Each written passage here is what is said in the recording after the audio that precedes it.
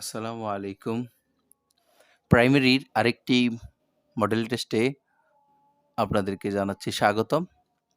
আপনারা সবাই আমার চ্যানেলটি সাবস্ক্রাইব করে রাখুন। পরবর্তীতে আপনাদের আরও নতুন ভিডিও পেতে আমার চ্যানেলটি অবশ্যই সাবস্ক্রাইব করে যুক্ত থাকুন।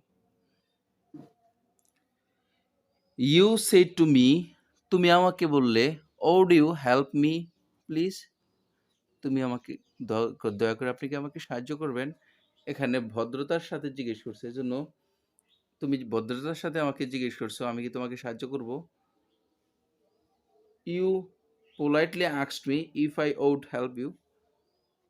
এখানে ঘ নম্বরও সঠিক। কেমিন মাই ফ্রেন্ড সেড আই, বাক্যের সঠিক ইনডাইরেক্ট স্পিচ হবে, এখানে সঠিক উত্তর হবে খ। Addressing him as my friend I told him to go on.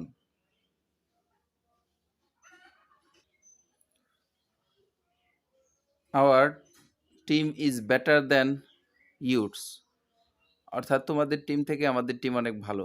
বাক্যে টিম শব্দটি কোন প্রকারের noun?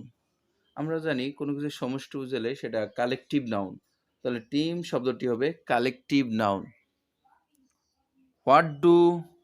What can do it, who can do it, sorry, এখানে হবে হু ক্যান ডু ইট, কে এটা করতে পারে। এটার প্যাসিভ ভয়েস হবে হু থাকলে by whom can it be done, by whom can it be done, এটা কে করতে পারবে বা কার দ্বারাই কাজটা হবে।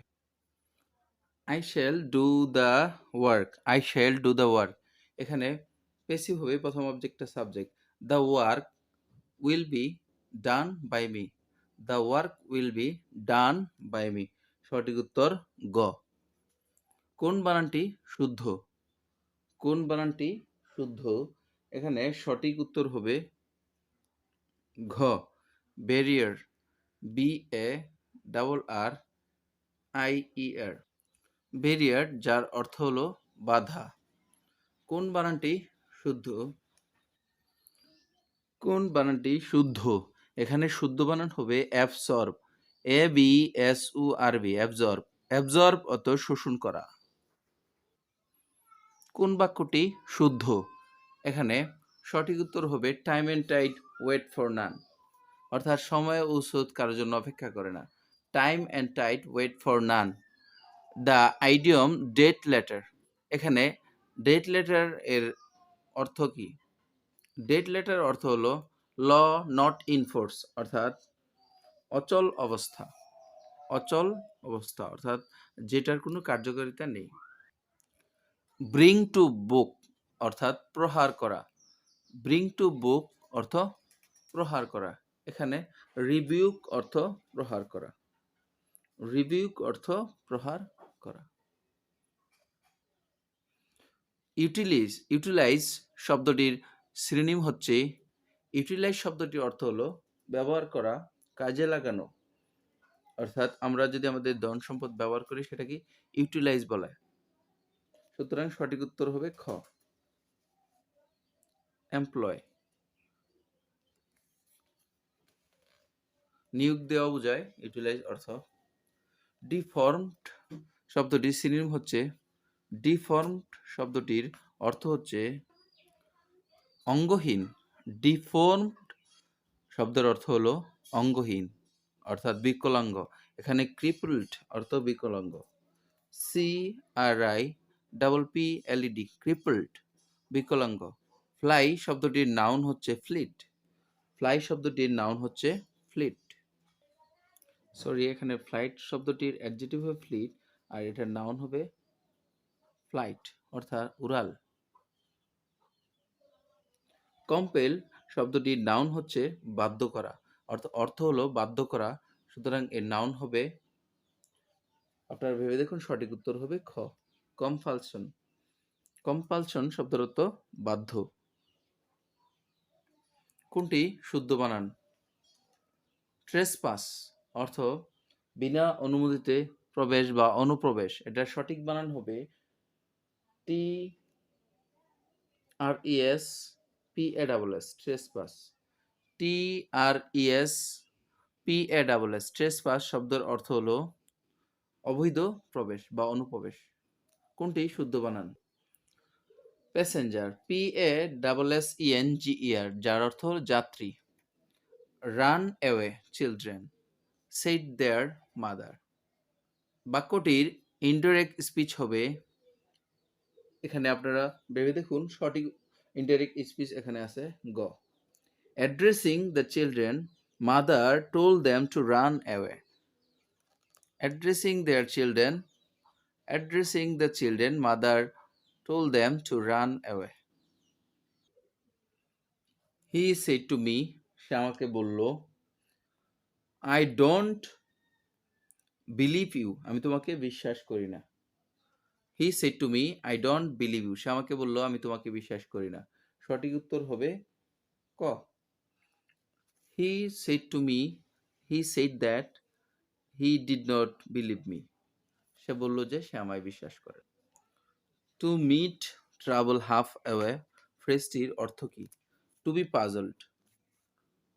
Two meet trouble half away অর্থ to be puzzled. To see red ফ্রেজটির অর্থ to be very angry. To see red লাল দেখা অর্থ খুবই রাগান্বিত হওয়া। বাংলাদেশের সংবিধান সর্বপ্রথম কোন তারিখে গণপরিষদে উত্থাপিত হয়? বাংলাদেশের সংবিধান সর্বপ্রথম 12 অক্টোবর 1972 সালে গণপরিষদে উত্থাপিত হয় এবং সেটি কার্যকর হয় 16 ডিসেম্বর 1972 সালে। কম্পিউটার পদ্ধতির দুটি প্রধান অঙ্গ রয়েছে, একটা হলো হার্ডওয়্যার, একটি হলো সফটওয়্যার। কম্পিউটার ডিজিটাল পদ্ধতির অভ্যন্তরে সাধারণত যে সংখ্যা পদ্ধতি ব্যবহার করা হয় তাকে বলে বাইনারি পদ্ধতি। যে সকল উদ্ভিদে কখনো ফুল হয় না তাদেরকে বলা হয় অপুষ্পক উদ্ভিদ, অর্থাৎ যাদের কখনো ফুল হয় না তাদেরকে অপুষ্পক উদ্ভিদ বলা হয়। উদ্ভিদ কোষ থেকে বাষ্পাকারে পানি বের হয়ে যাওয়ার প্রণালীকে বলা হয় প্রস্বেদন, অর্থাৎ যে প্রক্রিয়া উদ্ভিদ অতিরিক্ত পানি বাষ্পাকারে বের করে দেয় তাকে প্রস্বেদন বলে বা বাষ্পমোচন বলে। জীবের বংশগতির বৈশিষ্ট্য বহন করে ক্রোমোজোম, জীবের বংশগতির বৈশিষ্ট্য বহন করে ক্রোমোজোম। বাংলাদেশের পতাকা প্রথম উত্তোলন করা হয় 2রা মার্চ 1971 সালে ঢাকা বিশ্ববিদ্যালয়ের প্রাঙ্গণে। স্বাধীন বাংলাদেশের প্রথম প্রেসিডেন্ট কে? স্বাধীন বাংলাদেশের প্রথম প্রেসিডেন্ট কে? সঠিক উত্তর হবে ঘ, শেখ মুজিবুর রহমান, যিনি স্বাধীন বাংলাদেশের প্রথম প্রেসিডেন্ট। টেস্টিং সল্টের রাসায়নিক নাম সোডিয়াম মনোগ্লুটামেট বা মনোসোডিয়াম গ্লুটামেট বা সোডিয়াম মনোগ্লুটামেট। দেশালয়ের কাঠিতে কোনটি থাকে না? দেশালয়ের কাঠিতে কোনটি থাকে না? ঘ, জিঙ্ক ও বেরিয়াম লবণ, ক্যালসিয়াম সিলিকেট, পটাশিয়াম সিলিকেট সবকটি একটিও থাকে না। দক্ষিণ গোলার্ধের উত্তর আয়নান্ত ঘটে কখন? দক্ষিণ গোলার্ধে উত্তর আয়নান্ত ঘটে কখন? সঠিক উত্তর হবে খ, 22শে ডিসেম্বর। 22শে ডিসেম্বর দক্ষিণ গোলার্ধের উত্তর আয়নান্ত ঘটে। সৌরজগতের বৃহত্তম গ্রহ কোনটি? আমরা জানি সৌরজগতের সবচেয়ে বড় গ্রহ হলো বৃহস্পতি। বাংলাদেশের একমাত্র পাহাড়ি দ্বীপ কোনটি? বাংলাদেশের একমাত্র পাহাড়ি দ্বীপ হলো মহেশখালী। বাংলাদেশের একমাত্র পাহাড়ি দ্বীপ মহেশখালী। বাংলাদেশের বৃহত্তম হাওর কোনটি? বাংলাদেশের বৃহত্তম হাওর হলো হাকালুকি হাওর, যেটা সিলেটে অবস্থিত। বাংলাদেশের বৃহত্তম হাওর হাকালুকি হাওর, যেটি সিলেটে অবস্থিত। ঢাকার মোহাম্মদপুরে অবস্থিত 7 গম্বুজ মসজিদের গম্বুজ সংখ্যা কতটি? মোহাম্মদপুরে অবস্থিত 7 গম্বুজ মসজিদের গম্বুজ সংখ্যা হলো গহ 7টি। জাতিসংঘ কোন সালে জন্ম লাভ করে? জাতিসংঘ 1945 সালের 24 অক্টোবর জন্ম লাভ করে। The dog run, the dog ran dash the road.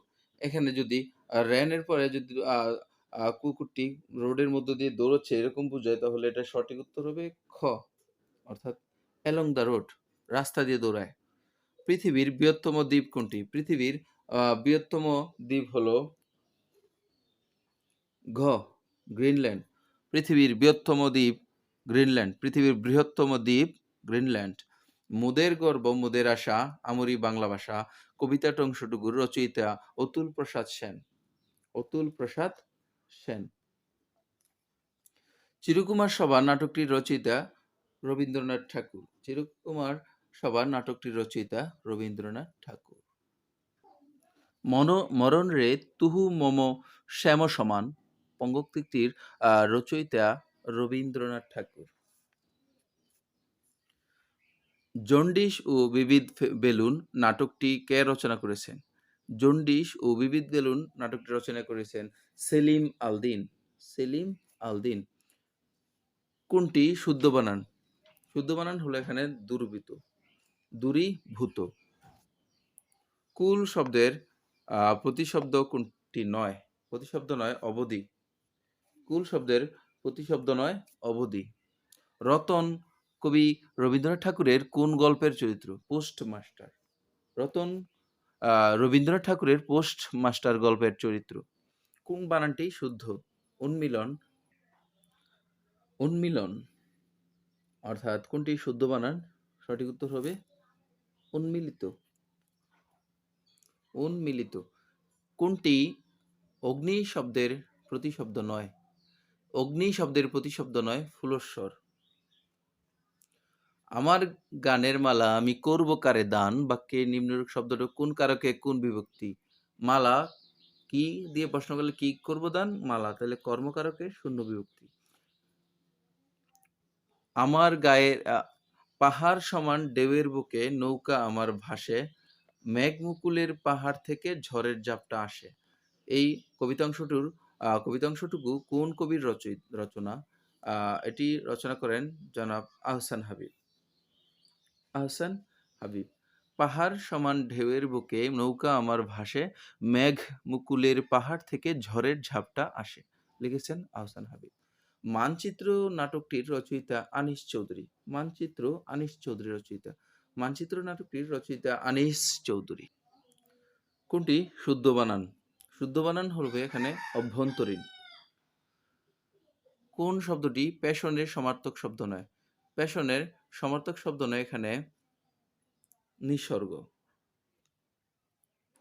উত্তম পুরুষ উপন্যাসের রচয়িতা রশিদ করিম। উত্তম পুরুষ উপন্যাসের রচয়িতা রশিদ করিম। কোনটি শুদ্ধ বানান? শুদ্ধ বানান হবে গৃহিণী। কোনটি শব্দটি পদ্ম শব্দের সমার্থক নয়? পদ্ম শব্দের সমার্থক নয় ধরা। ধরা মানে পৃথিবী। পদ্ম মানে যেখানে বাঘের বয় সেখানে সন্ধ্যা হয়।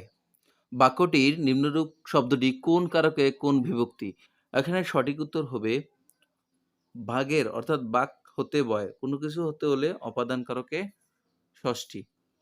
অপয়া শব্দটি কোন সমাস? আমরা জানি অপয়া শব্দটি বহুব্রীহি সমাস। অপয়া শব্দটি বহুব্রীহি সমাস। প্রিয়জনে যাহা দিতে চায় তাই দি দেবতারে। বাক্যে নিম্নরেখ শব্দটি কোন কারকে কোন বিভক্তি? সঠিক উত্তর হবে কর্মে সপ্তমী বিভক্তি। ইসলামাবাদ কোন জেলার পূর্ব নাম? ইসলামাবাদ হলো চট্টগ্রামের পূর্ব নাম ছিল ইসলামাবাদ। সিলেটের পূর্ব নাম ছিল জালালাবাদ আর নোয়াখালীর পূর্ব নাম ছিল সুধারাম। কোনটি শুদ্ধ বানান? সদ্যজাত এর শুদ্ধ বানান হবে ষাটে ক। কোনটি শুদ্ধ বানান? সদ্যজাত। ধন্যবাদ এতক্ষণ আমাদের সাথে আপনার সময় দেওয়ার জন্য। আমার পরবর্তী ভিডিওটি পেতে আমার চ্যানেলটা অবশ্যই আপনারা সাবস্ক্রাইব করে রাখবেন এবং আমার বেল আইকনটি বাজিয়ে রাখবেন। Thank you. ততক্ষণ পর্যন্ত আপনারা ভালো থাকুন। আল্লাহ হাফেজ।